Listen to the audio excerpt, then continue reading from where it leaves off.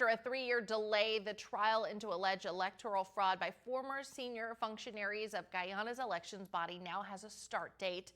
The Chief Justice, Roxanne George, ruled that the constitutional rights of former Chief Election Officer Keith Lowenfield and his deputy, Roxanne Myers, to a fair trial remain intact. This decision allows the trial to proceed on the 28 criminal charges related to the 2020 elections.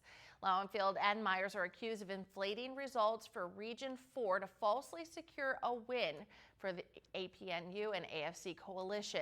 Now, the People's Progressive Party Civic was ultimately declared the winner, leading to the swearing in of Dr. Irfan Ali as president of Guyana.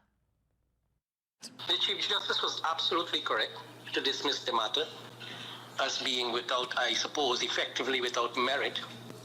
The Chief Justice indicated they were on a fishing expedition and there was no basis for the application to be made to the High Court. And that was the correct thing to do. More than 80 witnesses are expected to testify. That trial begins on July 29th.